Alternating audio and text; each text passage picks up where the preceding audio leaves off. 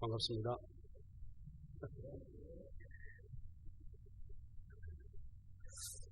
제가 이런 생각을 했습니다.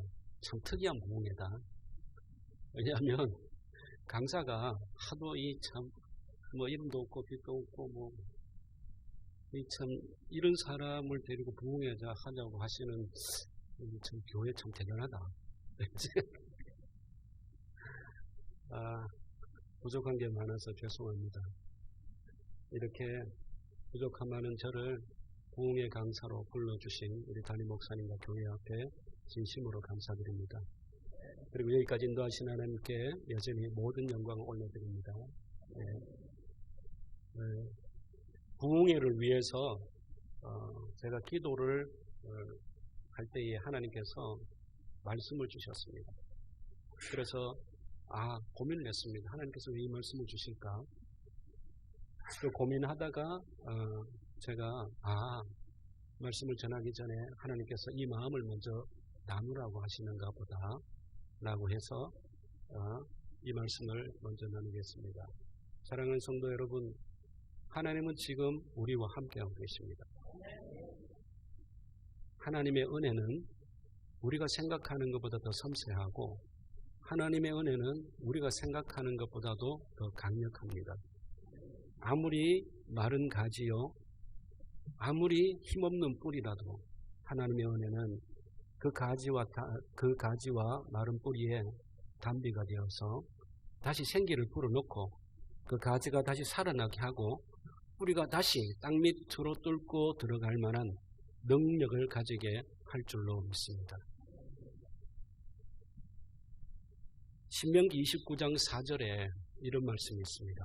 그러나 깨닫는 마음과 보는 눈과 듣는 귀는 오늘까지 여호와께서 너희에게 주지 아니하셨느니라.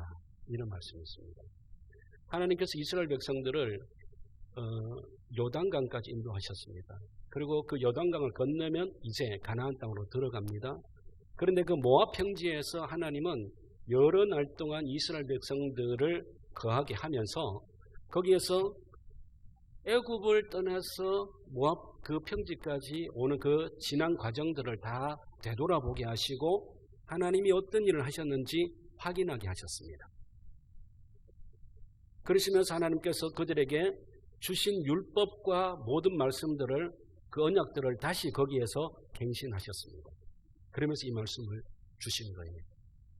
제가 이렇게 찾아보니까 오늘날까지 내가 너희에게 깨닫는 마음과 보는 눈과 듣는 귀를 주지 아니했다. 이렇게 하셨는데 이 말의 뜻이 뭐냐면은 너희가 이 땅을 이제 떠나서 요단강을 건너서 가나안 땅에 들어갈 때에는 이전에보다도 알지 못했던 깨닫는 마음과 더 분명하게 보는 눈과 더 선명하게 듣는 귀를 내가 열어주겠다.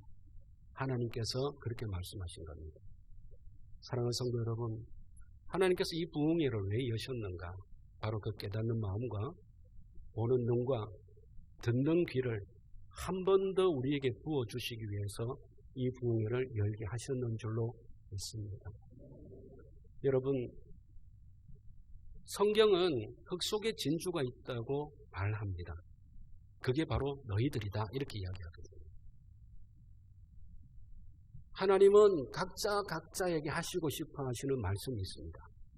각자의 삶 가운데서 보게 하시고 싶어 하시는 삶의 모습들이 있고 그리고 그 각자가 앞으로 듣고 가야 될 그 음성을 하나님은 주시기를 원하십니다. 여러분, 저는 여러분들에게 묻겠습니다. 나는 왜 이 부흥회에 참석해야 되는가?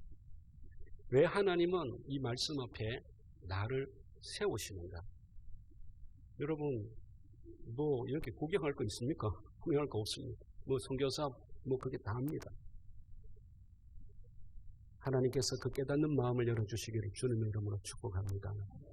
여러분, 하나님을 발견하시고 하나님을 보신 적이 얼마나 오래되십니까? 말씀으로 찾아오시는 하나님이 보입니까? 그 말씀으로 찾아오시는 하나님을 볼 줄 알아야 됩니다. 우리가 예배드리고 우리가 여기서 말씀을 받을 때마다 하나님께서 은혜의 단비를 주시는데 이 예배가 그 단비에 적셔져 가는 모습, 그게 우리를 찾아오시는 하나님의 살아계시는 모습입니다. 그 하나님의 모습을 볼 때에 우리의 마음이 숙연해집니다. 그 앞에서 겸허해집니다. 그리고는 그러다 못해 어떻게 해요? 말씀 앞에 부서지게 되는 거예요. 엘리야가 지쳐서 쓰러져서 하나님 앞에 나 더 이상 못하겠습니다. 하나님 저 데려가 주십시오. 죽고 싶습니다. 깨달아지는 것도, 이스라엘 백성들을 깨닫는 것도 없고 보여줘도 보지도 못하고 듣지도 않습니다. 그때 하나님께서 엘리야 앞에 놀라운 것 한 가지를 보여줍니다. 열왕기상 19장 11절에 보면요, 여호와께서 이르시되 너는 나가서 여호와 앞에 산에 서라 하시더니 여호와께서 지나가시는데 여호와 앞에 크고 강한 바람이 산을 가르고 바위를 부수나 바람 가운데 여호와께서 계시지 아니하며 바람 후에 지진이 있으나 지진 가운데도 여호와께서 계시지 아니하시며 또 지진 후에 불이 있으나 불 가운데에도 여호와께서 계시지 아니하더니 불 후에 세미한 소리가 있는지라. 엘리야가 듣고 겉옷으로 얼굴을 가리고 나가 굴러기에 섬에 소리가 그에게 임하여 이르시되 엘리야야 내가 어찌하여 여기에 있느냐.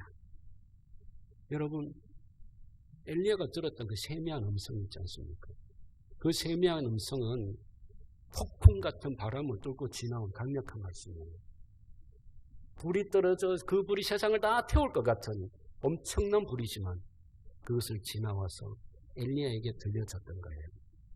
사랑하는 성도 여러분, 세상 살아가기에 벅차고 세상은 험악해서 우리의 삶과 마음을 갈라놓고 교회에 왔는데 교회에 와도 마찬가지고, 하지만 하나님은 그 모든 것을 뚫고 우리에게 세미한 음성으로 말씀하실 수 있습니다. 여러분, 그 세미한 음성을 들을 수 있는 귀가 열리기를 주님의 이름으로 축복합니다. 들려야 돼요. 그래야 살아납니다. 그거 하려고 하나님께서 이 시간을 만든 줄로 믿습니다.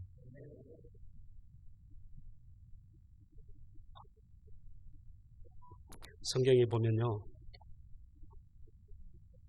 하나님께서 야복강 나루터에서 그 야곱에게는 이렇게 말씀하셨어요.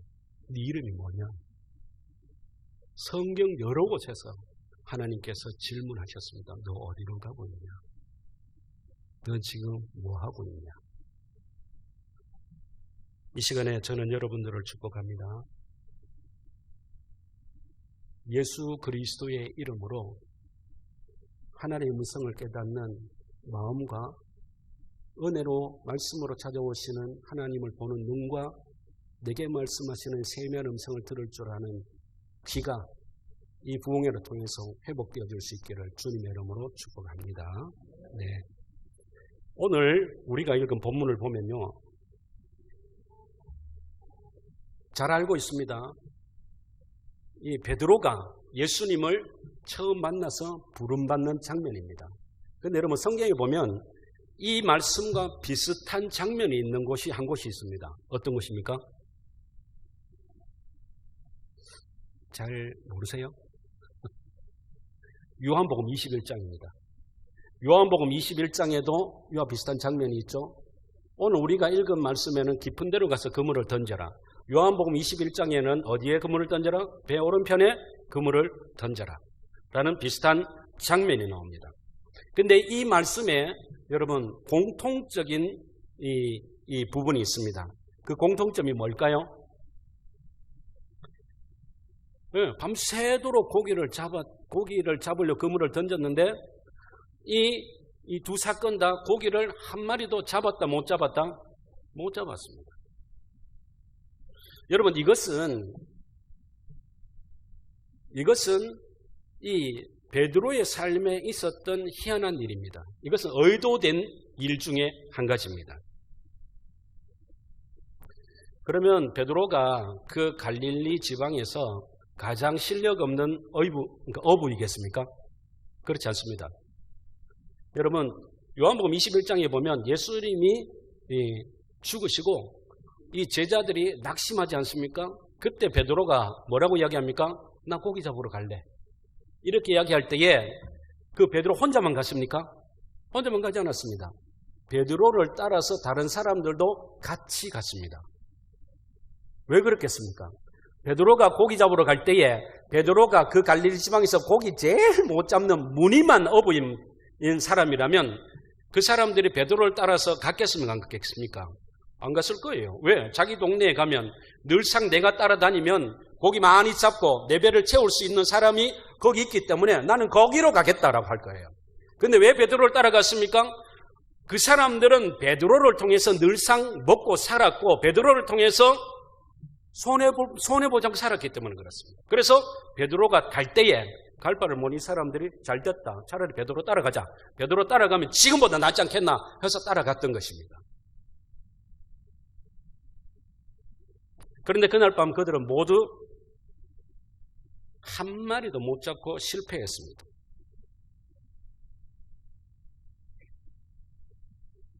여러분, 한번 상상해 봅시다. 그물을 던질 때에 어떤 마음으로 던집니까? 어떤 마음으로? 아무 생각 없이 그냥 막 던집니까? 모르겠다. 오늘 한번 던지다. 이렇게 던집니까? 아이고, 형님, 저기 가서 한번 던집시다. 그래, 저기 좋다. 저기 가서 한번 던지자. 아무 생각 없이 던지는 사람 없겠죠. 여러분들의 삶에서 뭔가 잡고 싶을 때에 그냥 아무 생각 없이 던지는 사람은 없습니다. 가장 고기가 잘 잡힐 만한 곳에 가서 그물을 던집니다.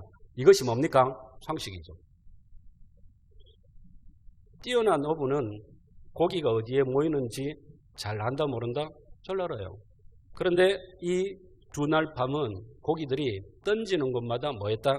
피해 다녔습니다. 던지는 곳마다 피해 다니면서 한 마리도 잡히지 않았습니다. 누가복음 5장으로 통해서 베드로는 예수님을 처음 만납니다. 자기의 능력으로 살아가던 그 삶에 한 번도, 자기의 능력으로 살아가는 삶에 한 번도 경험해보지 못한 기가 막힌 것을 경험하는 그 밤에 베드로는 거기서 예수님을 처음 만납니다. 요한복음 21장에는 그 예수님과 함께 따라다녔지만은 그 예수님을 잃어버리고 자기 자신의 그 실패한 모습을 가지고 거기에서 예수님을 다시 만납니다. 여러분, 근데 여기에 우리에게 소망과 희망이 있는 것입니다. 예수님은 실패한 그날 밤 실패한 이 사람들과 실패한 이 배를 찾아오신 것입니다. 저는 이 본문을 대할 때마다 다른 어떤 이야기보다는 이 부분에서 굉장히 많은 은혜를 받습니다. 사랑하는 성도 여러분, 세상에 여러분보다 잘나고 세상에 여러분보다 더 똑똑하고 세상에 여러분보다 더 가진 것 많은 사람들이 있다 없다? 있어요. 세상에서 나를 누가 제일 잘합니까? 내가 제일 잘한다. 그죠? 와이프한테도 남편한테도 말하지 못했던 그 마음의 실수들, 실패들 난 다 알고 있다. 나는 작년에 내가 뭔지 됐는지 알고 있다. 나는 지난 여름에 내가 뭘 했는지 나는 다 알고 있다. 내가 말 안 할 뿐이지. 그 밤에 갈릴리 바다에 그 배만 있었던 게 아니겠죠. 그 사람들만 있었던, 그 사람들만 고기를 잡았던 게 아니겠죠. 근데 예수님은 가장 많이 잡은 배를 찾아서 가장 많이 잡은 성공한 어부를 찾아서 그 배에 오르시면 제일 좋았을 것입니다. 예수님이 일하시기에 얼마나 좋았겠어요. 말 안 해도 거기에 사람들은 뭐예요? 다 모여 있습니다. 왜? 그 배에 사고 그 배에서 뭔가 얻을 게 많기 때문에 사람들은 다 저 배로 갔는데 이쪽 배에는 아무도 없습니다. 털털 그냥 빈 그물만 털고 있는데 예수님이 그 배를 찾아가신 것입니다. 여러분, 그게 복음인 것입니다. 그게 나보다 더 낫고 나보다 더 잘난 사람이 있는데 그 사람을 두고 예수님이 누구를 찾아왔다? 나를 찾아온 것입니다. 부흥회 목사님께서 해달라고 해서 처음에 고민 많이 했습니다. 야, 내 같은 사람이 무슨 부흥회를 하냐. 부흥회 하려면 유명하신 분들, 좀 설교도 위대하게 잘하시는 분들 해야 되는데, 아니 내 같은 사람이 무슨 부흥회를 하냐. 그래도 순종하는 마음을 하겠습니다 하고 막 기도 중에 어떤 말씀을 제일 먼저 전할까 고민했습니다. 어떤 말씀을 제일 여러분들에게 제시를 해야 될까 고민을 했습니다. 아무리 생각해봐도 여러분 그 첫 번째 말씀은 다른 것이 아니고, 우리가 처음 예수 그리스도를 만났던 세상에 나보다도 더 훌륭한 사람이 많음에도 불구하고, 그럼에도 불구하고 나를 찾아오셔서 나를 만나주시고 나를 자기 백성 삼아주신 하나님의 그 은혜, 그 첫 은혜, 여러분 그 첫 은혜를 제일 먼저 회복할 수 있기를 주님의 이름으로 축복합니다. 혹이 요한복음 21장의 회복이 필요한 사람이 여기 있을 수도 있습니다. 주님 따라간다고 열심히 따라가고 주님 위에 일한다고 열심히 했는데 실패한 사람들이 여기 있어요. 아, 이제 그만두고 싶다. 나 가봤으면 좋겠다.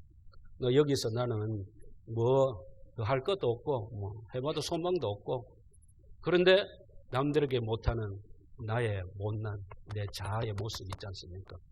요한복음 21장에 그 베드로와 그 사람들 죽을 때까지 따라가겠다고 했으면서 주님을 부인하고 욕하고 도망갔던 실패한 자기를 끌어안고, 요한복음 21장의 회복이 필요하신 분들도 여기 있는 줄로 믿습니다.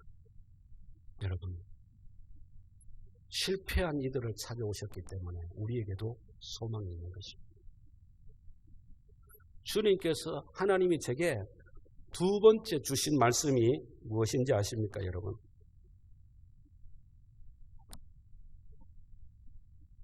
하나님께서 두 번째 주신 말씀이 뭐냐면은 이것이었습니다. 내가 너희의 생각을 다 안다는 말씀이었습니다.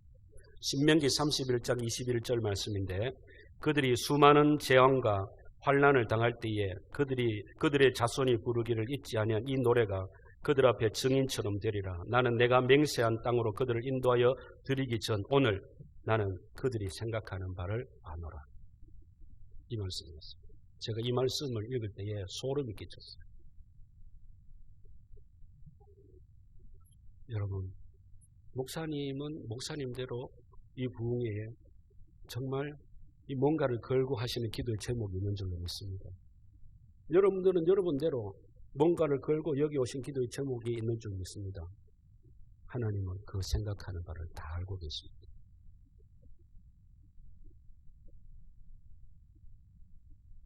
누군가는 누가복음 5장의 그 사건, 누군가에게는 요한복음 21장의 그 사건과 그 회복이 필요한 것입니다. 여러분, 이 부흥회로 다 던지세요. 하나님 앞에 다 던지세요. 하나님께서 그 은혜와 역사로 회복해 주실 줄 믿습니다. 여러분, 제가 중요한 게 아닙니다. 제가 얼마나 많이 생각했겠습니까? 떨리기도 하고 며칠 잠이 안 오더라고요. 야, 이 부흥회 어떻게 해야 되나? 잠이 안 오더라고요. 제가 중요한 게 아닙니다. 여러분 자신들입니다.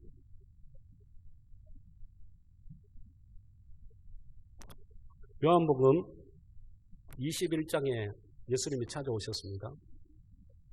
누가복음 5장에도 찾아오셔서 예수님이 제일 먼저 그들에게 뭘 하셨습니까? 야, 네가 그래도 어부가, 네가 그래도 어부가, 야, 너희들이 그 어부라고 말할 수 있나? 그렇게 밤새도록 던져 아무것도 건지지 못한 너희들, 야, 한심하다, 한심해. 비판하고 조롱하고. 그렇게 예수님 말씀하셨습니까? 안 하셨습니다. 묻지도 않았고 그것조차 돌아보지도 않았습니다. 요한복음 21장에서는 예수님께서 베드로한테 니네 사랑하나? 물었잖아요. 근데 이 말의 첫 번째 뜻이 무엇인지 아십니까, 여러분? 나는 네 사랑한디, 이 말입니다. 나는 네 여전히 사랑한디, 너도 내 사랑하나? 이 말인 것입니다. 지금까지 여러분들이 어떻게 살아왔고 지금까지 여러분들이 어떻게 신앙생활을 해왔는지 하나님 그 실패 여부를 따지지 않습니다. 지금 하나님 따지기 시작하면 우리가 절단납니다. 따지지 않습니다.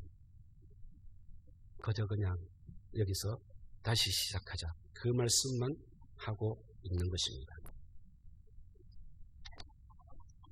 그래서 이 말씀의 첫 번째 대지에 저와 여러분들에게 드리고 싶은 결론은 다른 것이 아니라 한번 따라해 봅시다. 우리에게도 기회가 있다. 믿습니까? 우리에게도 기회가 있습니다. 네. 실패한 이 사람들을 찾아오셨다면 마찬가지입니다. 그래서 우리에게도 기회가 있는 것입니다.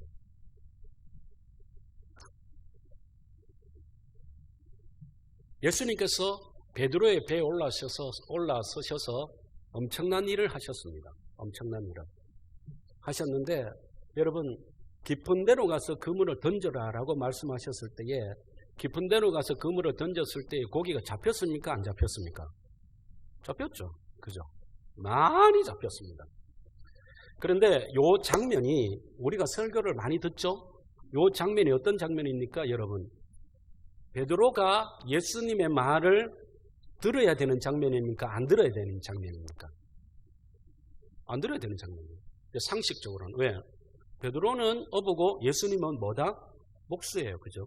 목수가 어부에게 낚시의 이 그물질의 포인트를 지금 가르쳐주고 있는 거예요. 여러분 여기에 맞지 않는 겁니다. 그죠? 빵 만드는 사람이 이게 컴퓨터 만드는 사람한테 가서 컴퓨터 이렇게 만들어야지 하는 것과 똑같은 거예요. 그죠? 근데 베드로가 이 말을 어떻게 해요? 따라서 합니다. 우리가 밤이 새도록 아무것도 얻은 것이 없지만은 말씀에 의지하여 내가 그물을 내리리이다. 요 말씀에 의지하여라는 이 말의 뜻은 될지 안 될지 저는 모릅니다. 잡힐지 안 잡힐지 모릅니다. 그렇지만 내가 시험 삼아 한번 던져보겠습니다. 이런 말까지 다 포함되어져 있는 거거든요.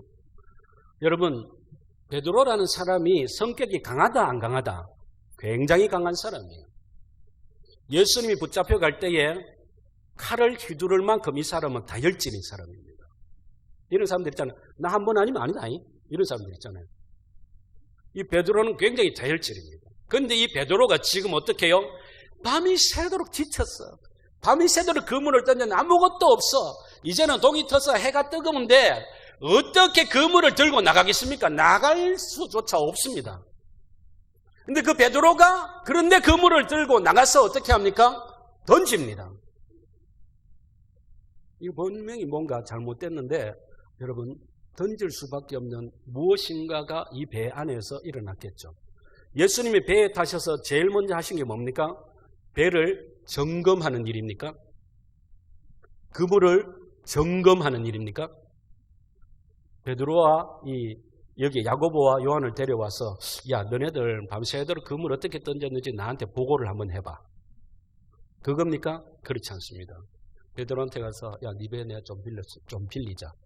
내가 사람들한테 이야기를 좀 해야 되는데 배가 필요하니까 네 배를 좀 쓰자 해서 예수님은 배에 올라서 그물을 던지라고 하기 전에 뭘 하셨습니까? 말씀을 그 배에서 전했습니다. 베드로, 야고보, 요한이 지치고 피곤하지만 그 배에서 전해지는 말씀을 그들도 뭐 할 수밖에 없다? 들을 수밖에 없습니다. 이게 뭐 집중해서 들으려고 한 것도 아니고 뭐 생명을 걸고 뭐 들으려고 하는 게 아니고 그들도 지쳐서 어떻게 해요? 서자고 하니까 거기 있을 수밖에 없고 한 거예요. 그런데 예수님이 거기서 한마디씩 전합니다. 그냥 가랑비 오듯이 한마디씩 전하는데 사람들이 어떻게 해요? 거기에 빨려들기 시작합니다. 아 이거 뭐야 이거? 저 사람 말이 기가 막히네? 이거 뭐야? 베드로가 어떻게 해요? 지쳐서 이러고 있다가 눈을 뜹니다. 자세를 갖춥니다. 그리고는 손을 짚습니다. 야, 이런 말씀이 있나? 아니, 우리 제사장, 우리 서기관, 우리 율법사들은 내가 전혀 저렇게 들어본 적이 없는데 이 사람의 이야기가 도대체 뭐냐 이거? 베드로의 그 예수님이 그 배에서 전하는 여러분, 예수님이 배에서 전하는 그 소리가 여러분 많기 때문에 하나님의 나라는 뒤에 들리십니까? 이렇게 전했겠습니까? 엘리야에게 하나님께서 말씀으로 찾아가셨죠. 어떤 말씀으로? 세미한 말씀으로. 예수님의 말씀이 사람의 육성으로 하지만 그러나 들리는 것은 어디에 들린다? 영혼에 박힙니다. 영혼에. 그 잠자는 베드로의 영혼을 어떻게 해요? 깨우기 시작한 거예요. 밤새도록 그물을 던진 그 피곤함과 지치는 것도 잊어버리게 할 만큼 그 영혼을 깨우는 기가 막힌 소리로 들린 것입니다. 1시간, 2시간 들리면서 여러분 베드로가 예수님의 그 말씀에 뭐가 됐다? 설득된 거예요. 설득. 베드로는 자료를 찾아보면 베드로는 열심당원이다 이렇게 나오거든요. 일자무식 어부다 이게 아니에요. 열심당원이다 라는 이 말의 뜻이 뭐냐면 이스라엘 사람들 무리 가운데 여러 무리가 있습니다.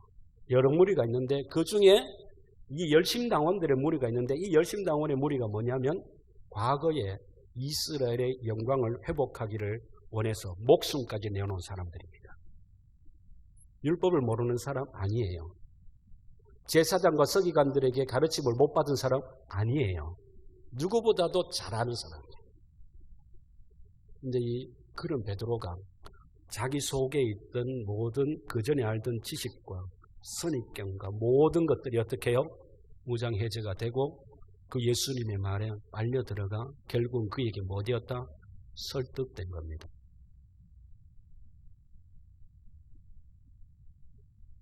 그리고 그게 눈이 열려서 이 사람인가?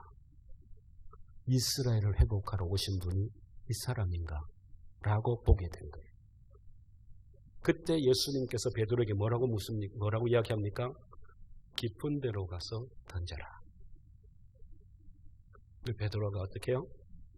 얘들아, 그물 챙겨라. 가자. 한번 던져보자. 이 사람 뭔가 다르다. 그때 양빛이 어떻게 해요? 나가서 그물을 던지는 것이죠. 그리고 그 그물이 아주 가득 잡힌 풍성함을 이 풍성함을 맛보게 되는 것입니다. 저는 여러분들의 삶이 날마다 부유하고 풍성할 수 있기를 진심으로 축복합니다.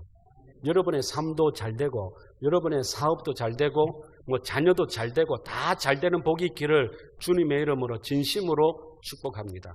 그런데 그 전에 먼저 저는 여러분들의 그 영혼에 그 속 사람 안에 이 말씀에 이 설득되고 말씀에 채워지는 그 부유와 풍성함의 축복이 먼저 있기를 주님의 이름으로 축복합니다. 사람을 설득할 때 지난번에 제가 이 4가지 이야기했으니까 사람을 설득할 때 필요한 것 가장 기본적인 것 4가지가 있습니다. 그 4가지가 뭐냐 하면은 첫 번째 여러분 이 보편성입니다. 이 보편성이다 이 말의 뜻이 뭐냐 하면 이 사람아 삼척동자도 그거 다 알아. 아이고 삼척동자도 다 아는 거를 자네만 몰라? 우리 집엔 유치원생 우리 딸내미도 다 안다. 그 자네만 몰라. 그런 이야기하면 사람들이 그 사람 이야기를 듣는다 안 듣는다? 안 들어요. 왜? 애도 다 아는 이야기를 지금 내 앞에서 얼토당토않게 이야기하고 있는데 제가 그 말에 설득되겠습니까? 안 되겠습니까? 안 돼요. 가장 기본적인 건 보편적이어야 된다는 거예요. 이 보편적이다는 말에 비슷한 말들이 뭐냐면 상식적이다, 일반적이다 이런 뜻이 있습니다. 그 다음에 뭐냐면은 논리적이어야 됩니다. 앞뒤가 맞아야 됩니다. 기승전결, 앞뒤가 맞고 이론과 이치에 맞는 말이어야 합니다. 야, 이 사람아, 당신 하는 이야기가 지금 앞뒤 안 맞는 거 알지? 야, 이 사람아, 당신 하는 이야기가 1 더하기 1은 3이다 이야기하는 거 똑같은 거 알지? 이치에 안 맞는 거 알지? 이렇게 이야기합니다.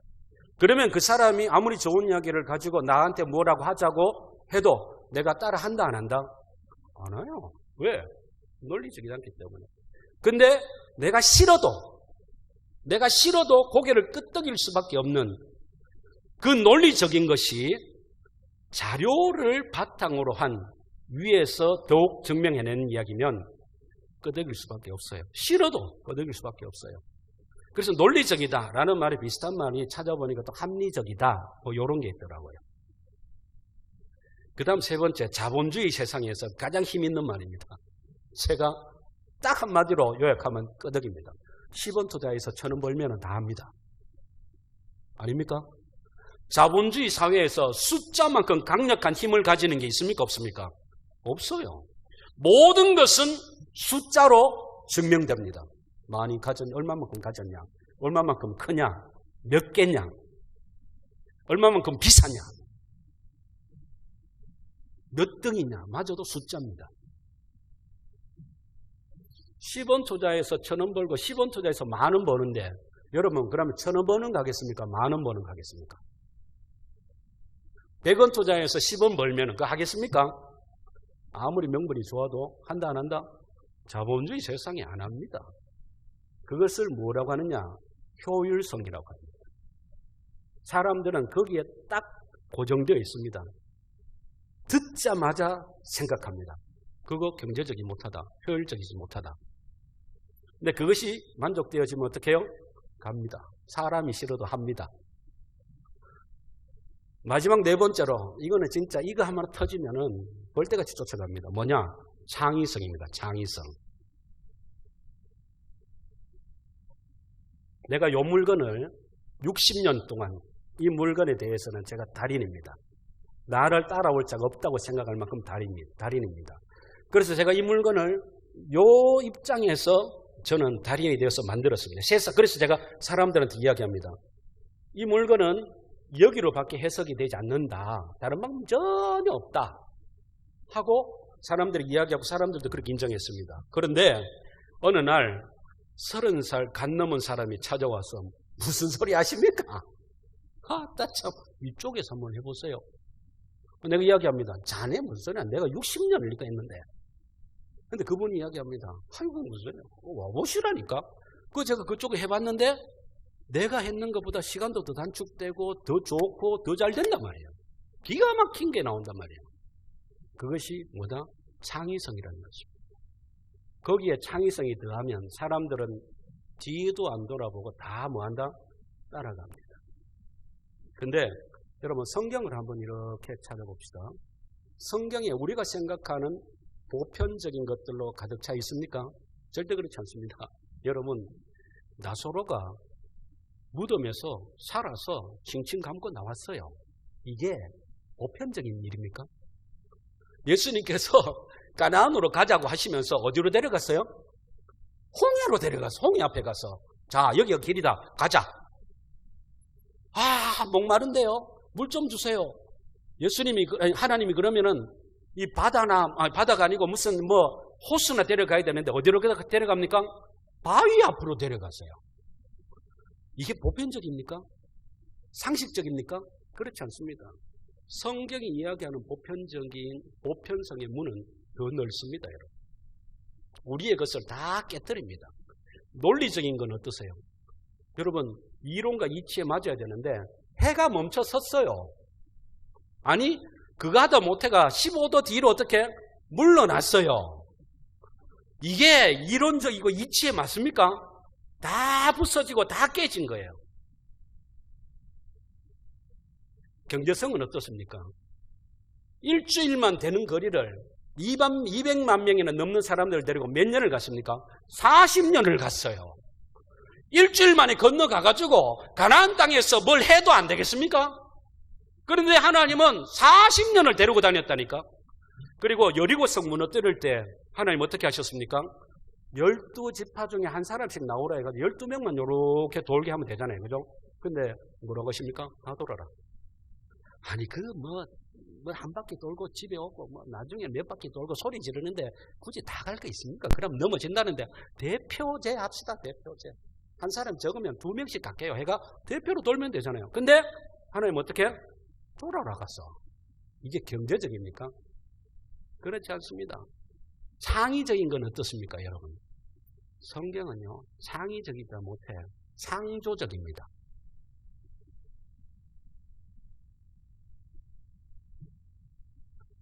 예수님이 하시는 그 말씀이 그 모든 것을 다 담아서 그날 아침에 그 배에서 계속 이야기했습니다. 그래서 그 모든 걸 담아서 베드로에게 하신 말씀이 뭐다? 깊은 데로 가서 던지라. 그 말이었어요. 여러분, 논리적이지도 않아, 합리적이지도 않아, 경제적이지도 않아, 이거는 다 안 맞는 하나님의 말씀. 우리가 그 말씀을 따라서 하려고 하면 뭐가 필요하다? 그거는 믿는 것밖에는 필요한 게 없어요. 믿는 것밖에.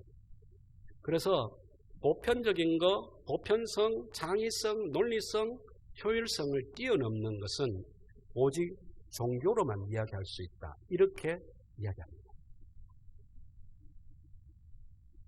사랑하는 성도 여러분, 하나님의 말씀을 평가하지 마세요. 제가 선교지에서 하나님께서 교회를 지어라, 교회를 개척해라 할 때 하나님과 옥신각신 실랑이를 막 벌였어요. 실랑이를 막 벌일 때 하나님께서 제게 이런 마음을 주시더라고요. 야, 신목사, 요새 배운 것들은 내한테 막 가르치려고 한대. 하나님 앉아보이소. 이게 말이 된다고 생각하십니까? 있는 것들은 뭘 좀 하자 하면 투자 가치가 없다느니 하면서 따진대, 내한테. 굳이 이걸 할 필요가 있냐? 이러면서.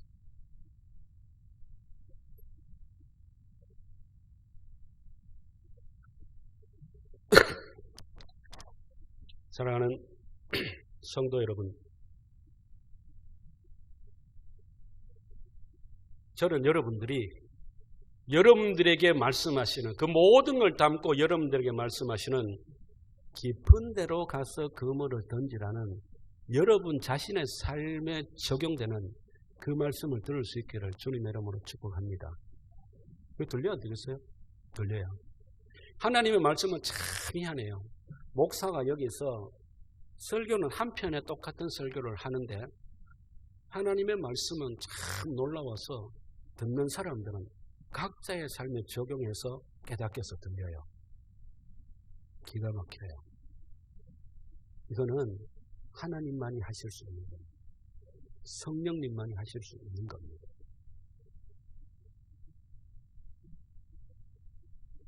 이 풍성함의 축복, 여러분, 우리 안으로부터 회복되어져야 합니다.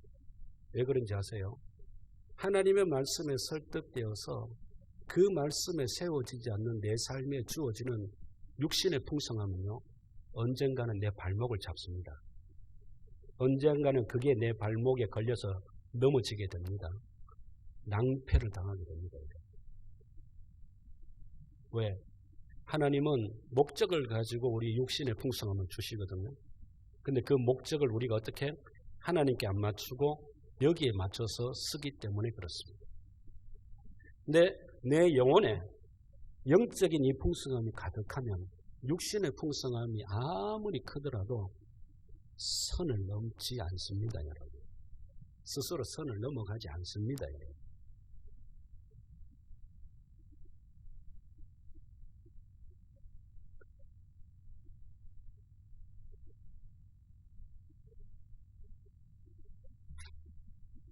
저는 한국에서 교회를 한 25년을 섬겼거든요.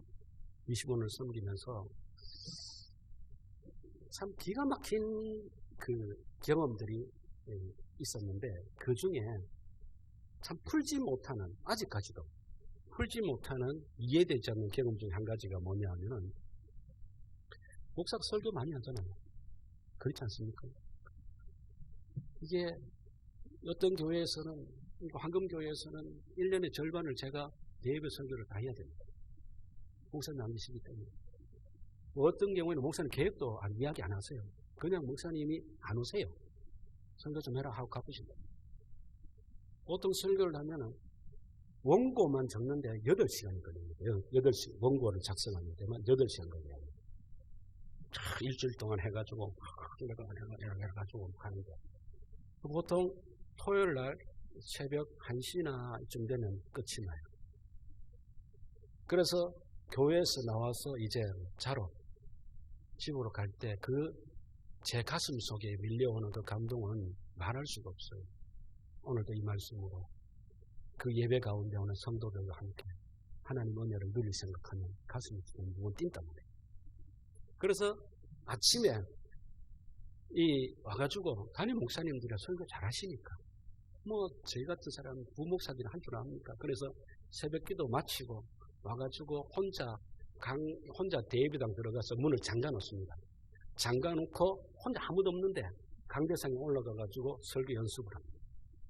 사람 있는 것 같이 하고 소리도 지르고 와 해봅니다. 그걸 한 2번을 합니다. 그러면 이제 원고가 들어옵니다.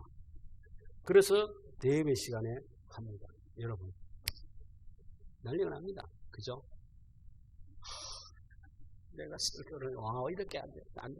진짜 내려오면 진짜 부끄러울 만큼 설교가 안 될 때가 있어요. 진짜 안 될 때가 있어요. 어떤 때는 설교가 너무 잘 때가 1부 예배 마치고 2부 예배 중간에 설교를 또 막 고치면서 또 올라가가 피가 토하도록 합니다. 근데 어떤 때는 안 돼요. 그러니까 집에 오면 집사람도 대충 알죠. 오늘 죽 섰다 이런 거 집사람도 알죠. 오늘 우리 목사님 죽 섰다. 이러니까 집에 들어가면 애들 다 자기 방에 들어가 있어. 미리 막 짜증내 화내니까. 그죠? 그러니까 아침에 집에 와서 집사람 보면은 할 말 없어. 그러니까 다른 말에 그렇게 됐다. 이러면서 이제 그래 됐다. 이 정도야. 그런데 문자가 와요. 목사님, 오늘 그 설교 때문에 제 인생이 바뀔 것 같아요. 이거 띵해요. 뭐고 이거? 뭐게요? 뭐고 이거? 네. 쥐구멍이라도 있으면 들어가고 싶은데 이제 문자가 또 오는 거예요. 제가 이게 실제입니다. 실제. 그래 제 방에 들어갔어요. 제 방에 들어가서 책상에 앉아서 가만히 생각해 봤어요. 이게 도대체 뭐냐?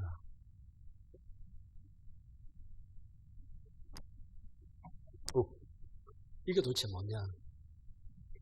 근데 제 안에 은혜가 밀려오더라고요. 목사는 설교를 개떡같이 했는데 제가 그대로 이야기합니다. 목사는 밤이 새도 그렇게 설교 준비해가 지는 잘할 거라 생각하고 부푼 가슴 가지고 올라가가 와이프 얼굴도 보기 힘들 정도로 개떡같이 했는데 성도는 이거를 보석같이 듣는구나.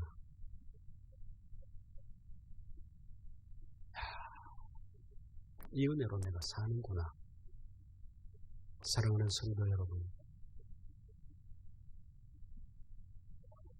듣는 귀가 열리면 그렇게 돼요. 듣는 귀가 열리면. 사랑하는 성도 여러분, 목사님이 저도 그렇습니다. 제가 지금 이렇게 이야기하는데 이거 설교 온 거 준비하려고 제가 지금 얼마나 노력했겠습니까? 선교사가 제가 지금 점잖게 이야기하죠. 우리 집사람한테 제가 전화했습니다. 다 와간다. 이러니까 딱 한마디 하더라고요. 소리 지르지 말고 조용조용하게 하이세요.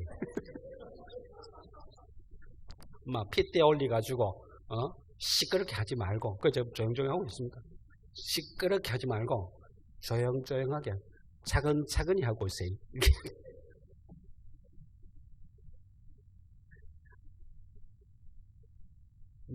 내가 솔직히 선교사가 부흥회를 합니까? 잘 안 하잖아요.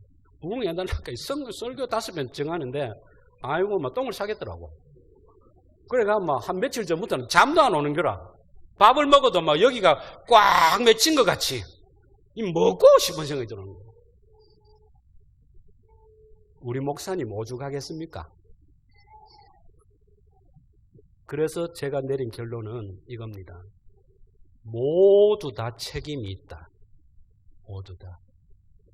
여러분, 이 강대상이 회복되고 이 강대상이 날마다 능력 가운데 세워져야 될 줄로 믿습니다.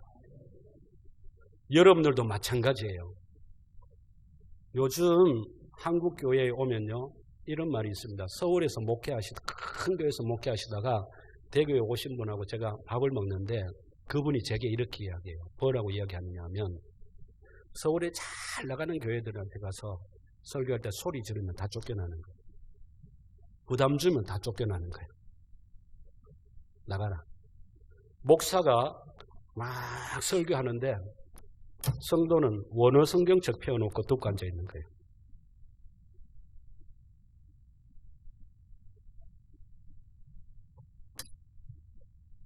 여러분, 차고 넘칩니다. 지금 차고 넘쳐. 선교지에 있는 저도 유튜브 켜서 설교 많이 듣습니다. 이번 설교 내가 한번 들어봐야 되겠다 싶으면 또 듣습니다. 여러분, 그게 중요한 게 아니에요. 그게 여러분들을 찾아오시는 세미한 음성으로 찾아오시는 하나님의 음성을 내가 지금 듣고 있느냐가 중요합니다. 여러분들도 깨어 있어야 하는 거예요. 그래서 이 강대상도 앞에 앉아있는 이 의자도 이 부흥회를 통해서 다 회복하는 역사가 있기를 주님의 이름으로 축복합니다. 한번 따라합시다. 하는 자와 듣는 자 모두에게 책임이 있다. 네.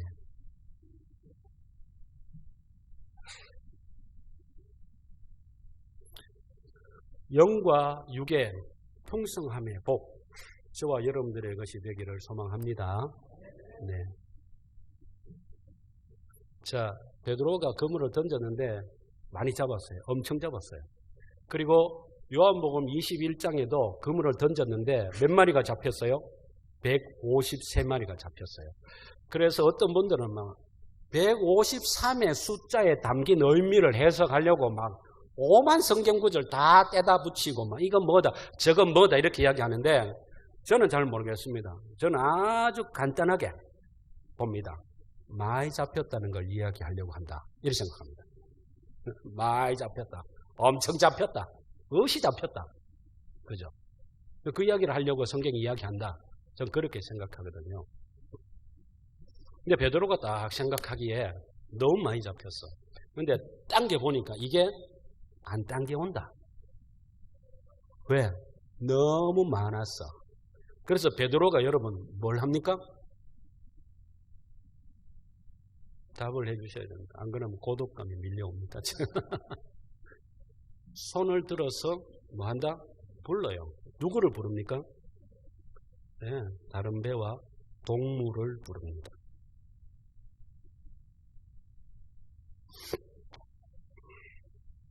오늘 우리가 읽은 요 성경에 보면 자 7절 말씀 같이 한번 읽어볼까요? 7절 말씀 시작. 이에 다른 배에 있는 동무들에게 손짓하여 와서 도와달라 하니 그들이 와서 두 배의 체험에 잠기게 되었더라. 성경의 이 표현이 참 재밌습니다. 한글의 친구의 순수한 말 뭡니까? 동무. 네. 이 동무라는 말은 친구도 되지만 같이 일을 하는 무리들, 우리 동기도 되고 회사 동료도 되고 이런 여러 가지 말들이 거기에 담겨져 있습니다. 참 좋은 말이라고 저는 생각합니다. 그래서 제가 여러분들에게 한번 묻습니다. 여러분들은 부를 동무가 있습니까? 부를 동무가 있습니까, 여러분? 부를 동무가 있어야 돼요. 네. 부를 동무가 있어야 돼요. 친구끼리는 미안한 거 없다. 그 영화 친구에서 보면 그 장면을 이야기하잖아요. 그런 동무 말고, 헛짓거리 하는 그런 동무 말고, 내 삶으로 초청할 동무가 있어요. 베드로가 그물을 던져가 이 엄청난 고기를 많이 잡았어요. 많이 잡았는데 베드로가 딱 생각합니다. 우와, 대박 났다요. 요거 끌어올리지 말고 내 배에 싹 걸어뒀다가 내일 해가 딱 지면 혼자 와서 우리 마누라 데려와가 둘이 혼자 와가지고 딱 가져가 보야지. 베드로가 이렇게 생각했습니까? 안 했어요. 베드로는 즉각 동무를 불렀습니다. 근데 여러분 한번 생각해 보세요. 동물을 불렀는데 동물들이 오지 않아요. 동물을 부르려고 손을 들었는데 동물가 떠나가고 있어요. 지금 제가 이야기하는 이 말의 의미를 여러분들이 들을 줄 알기를 소망합니다. 함께 깊은 데로 가서 그물을 던져서 그 풍성함을 나누어주고 같이 보고 같이 끌어올리며 좋아하고 춤을 추고 이런 일이 또 있어야 안 되겠다 하면서 부를 동무가 있어요. 여러분 주위를 한번 이렇게 생각해 보세요.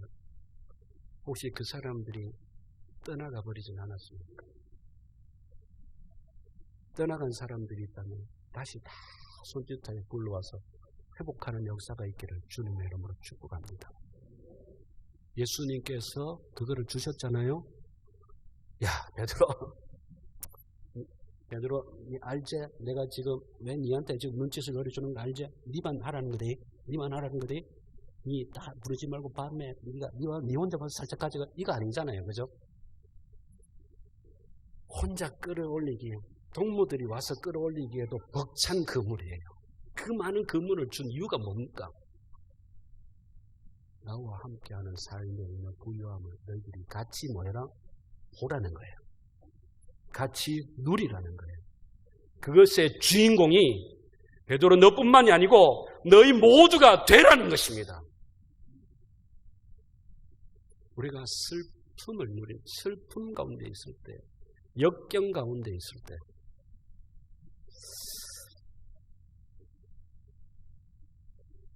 제가 몽골 가서 제 마음에 회개한 것 한 개가 있거든요.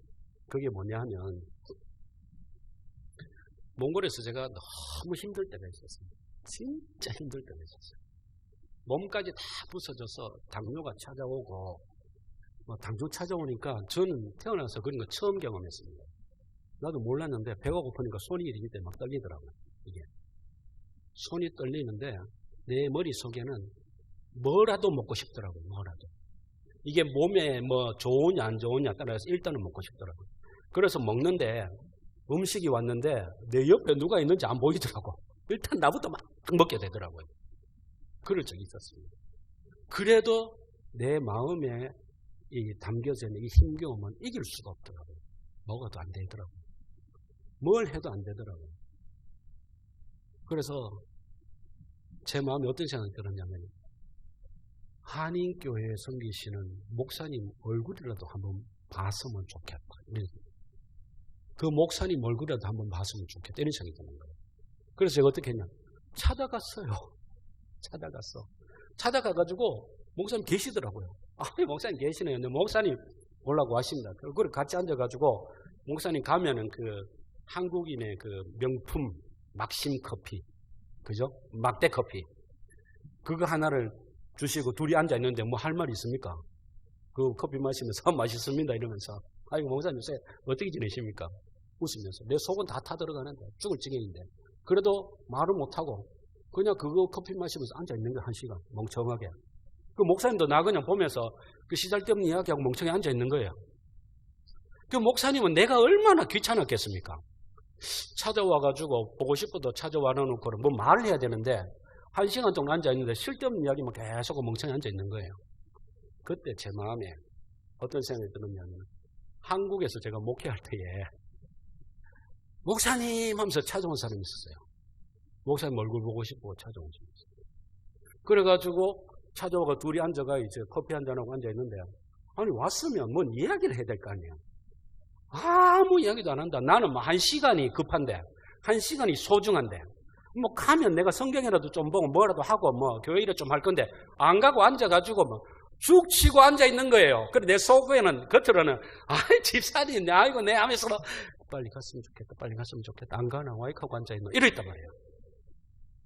그런데 그분이 그렇게 한 2시간 앉아있어 2시간 시간이 크잖아요. 가면서 딱 한마디 던진 거예요. 뭐라고 던졌냐면 이렇게 던졌어요. 목사님 얼굴을 보니까 하나님 얼굴을 본 것 같습니다. 이렇게 하고 가는 거예요. 근데 그날 제가 그 한인교회 목사님한테 그렇게 이야기한 거예요. 목사님 얼굴 보니까 하나님 얼굴 본 것 같습니다. 내가 그 말이 툭 튀어나온 거야. 왜? 막 사람이 죽을 지경이 되니까 신락 같은 거라도 붙잡고 하나님하고 내보다 저 한인교회 목사님이 하나님하고 좀 안 가깝겠나 해가지고 그 하나님 가까운 그 목사님 얼굴이라도 보고 위로받고 싶어. 신라시로 붙잡고 싶어서 그 간 거예요. 내가 나오면서 그 이야기가 나와. 목사님 얼굴에 하나님 얼굴 본 것 같습니다. 그러고 집에 와서 회개했습니다. 하나님, 내가 그때 그분 보고 이렇게 이야기하면 죄송합니다. 죄송합니다. 네. 여러분, 극심한 역경과 고난이 왔을 때 내가 손짓했을 때 와서 내 옆에 앉아서 그 하나님의 얼굴을 보여줄 동무가 우리에게 있어야 됩니다. 여러분들은 옆에 있는 분들에게 그런 동무가 되고 있습니까? 아버지가, 저는 우리 아버님이 경산에, 안동에 옛날에 성경학교가 있었습니다. 그 에큐메니칼 그 사건 때문에 강목으로 서로 싸우고 교단이 갈라질 때에 거기서 그 사건을 보고 저희 아버님이 교회를 떠나신 분이에요. 그래서 자수성가 하셔가지고 그때부터는 교회 안 다니시고 사업 안 다니시면 막 술 먹고 막 이렇게 하시면서 굉장히 저희들한테는 무섭게 했습니다. 저는 그 아버지 얼굴을 보는 게 싫었습니다. 왜? 술 먹고 돌아가고 맨날 때리고 엄마 괴롭히고 하니까. 근데 어릴 적 소원이 뭐였냐면 내가 힘이 있으면 저 아버지를 내가 가만두지 않겠다. 이게 어릴 적 제 꿈이었습니다. 제 마음이 이게 한이었습니다. 자녀들이 힘들고 어려울 때 손짓하여 부를 아버지가 됩니까? 어떤 지금 부인이 이야기하잖아요. 자기 남편 보고 소리 안 나는 촉이 있으면 콱 사줬으면 좋겠다. 응? 당신 아이고 집사님 좋지요. 얼마나 잘해줍니까? 목사님 소리 안 나는 촉이 있으면 콱 사주겠으면 좋겠어요. 콱 사보시면 좋겠다. 와이프가 죽겠는데 남편을 보고 손을 들어서 도와달라고 손짓을 못해요. 저 인간한테 말하면 이 상처는 더 크고 더 번지기 때문에.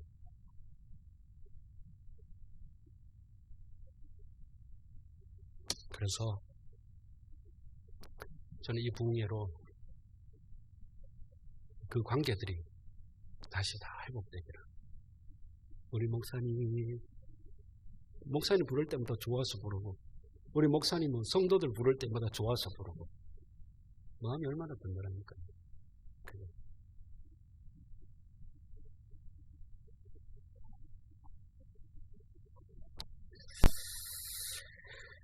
첫 번째는 하나님을, 예수 그리스도를 처음 만났던 첫 은혜를 회복합시다. 그게 아직까지 예수를 만나보지 못했던 사람이건 또 예수님을 만나고 열심히 달려가다가 실패했던 분이건 누가복음 5장이건 요한복음 21장이건 그 예수를 다시 회복하자는 겁니다. 그죠? 그 예수의 회복이 없이는 여러분 온전한 회복이 안 됩니다. 여러분.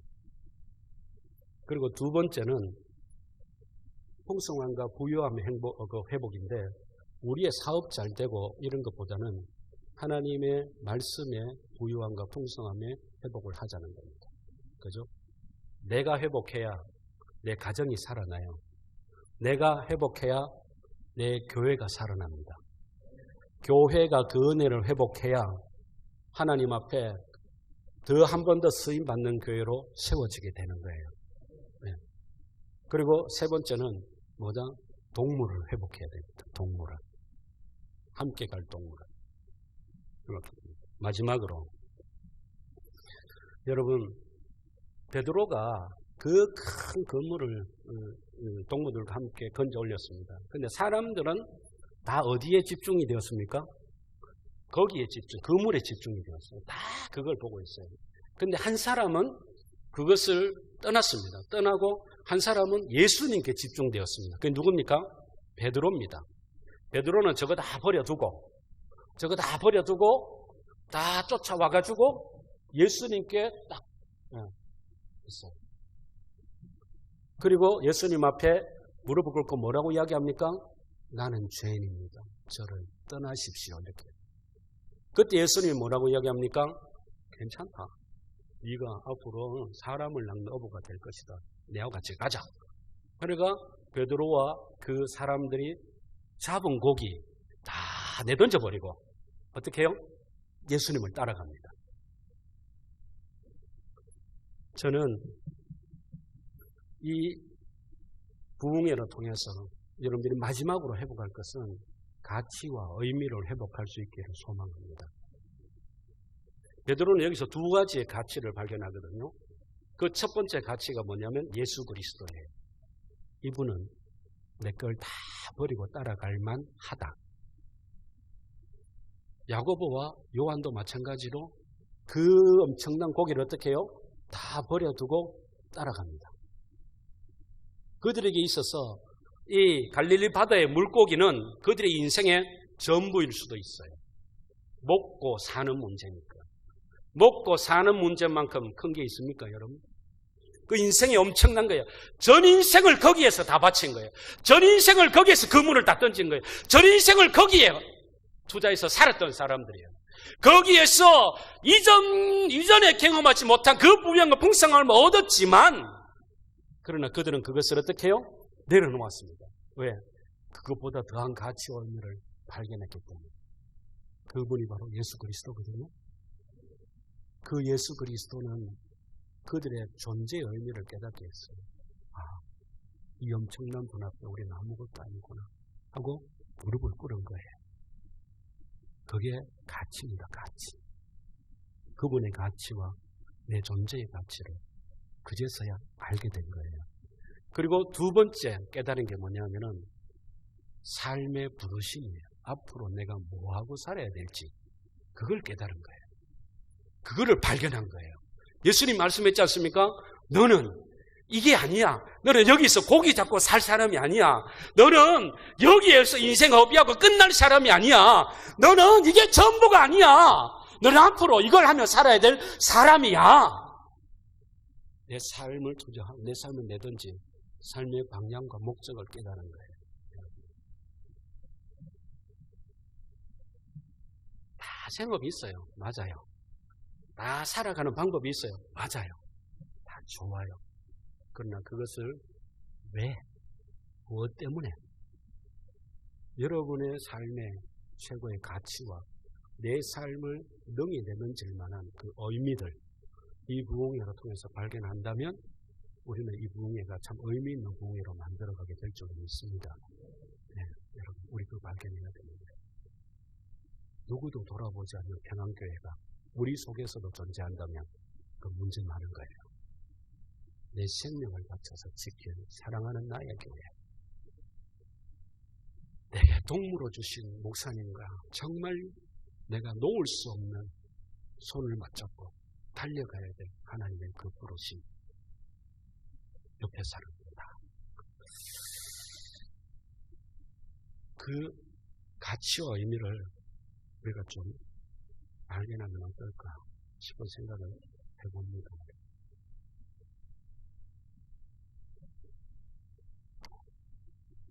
말씀을 맺겠습니다. 제목을 제가 깊은 데로 가서 던져라 이렇게 이야기했거든요. 여러분, 하나님께서 이 부흥회를 세팅을 하셨어요. 이 부흥회를 디자인하셨어요. 사람이 한 게 아닙니다, 여러분. 그렇게 생각하시면 안 돼요. 하나님은 평안교회 올해 신년 부흥회를 하나님은께도 얼마나 많이 고민하셨겠습니까? 그렇지 않습니까? 맨날 해야 되는 부흥회인데, 평안교회 부흥회인데, 죄송합니다. 제가 좀 험한 말로 제가 할게요. 맨날 해야 되는 부흥회인데 내가 얻는 보내가지고 또 하고 하나님 고민하다가 뭐 옆에 천사 하나 와가 다시 뭐 그래 이렇게 된 거 아니에요, 여러분. 하나님은 많은 생각과 그 놀라운 지혜와 뜻 가운데서 이 부흥회를 다시 디자인하셨습니다. 그 이해할 수 없는 첫 번째 깊은 곳이 뭔지 아십니까? 접니다, 저. 유명하지도 않아요. 선교지에서 그냥 차 타고 돌아다니면서 복음 전하는 온게 다 합니다, 여러분. 뭘 신학적으로 제가 뛰어난 사람도 아닙니다. 두 번째 깊은 것은 여러분 여러분의 자신들의 삶입니다. 삶. 여러분의 신앙 그 자체입니다. 여러분, 부흥이라는 그물을 여러분 우리 열심히 한번 던져봅시다. 네, 의심하지 말고요. 고민하지 말고 내 스스로 만들어가는 거지. 자, 세워서 강사님 한번 해보세요. 못합니다, 저.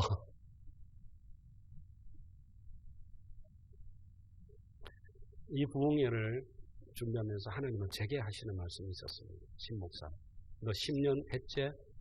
앞으로 10년 해야 안 되겠나? 그럼 네가 뭘 회복해야 되겠나? 하는데 이 말씀을 주시더라고요. 너부터 이거 네 가지 회복해 하시더라. 같이 하나님의 은혜를 회복하고 다시 일어서는 귀한 시간이 되었어. 우리 함께 이 평안교회 새로운 2024년을 만드는 기회가 되기를 주님의 이름으로 축복합니다. 네.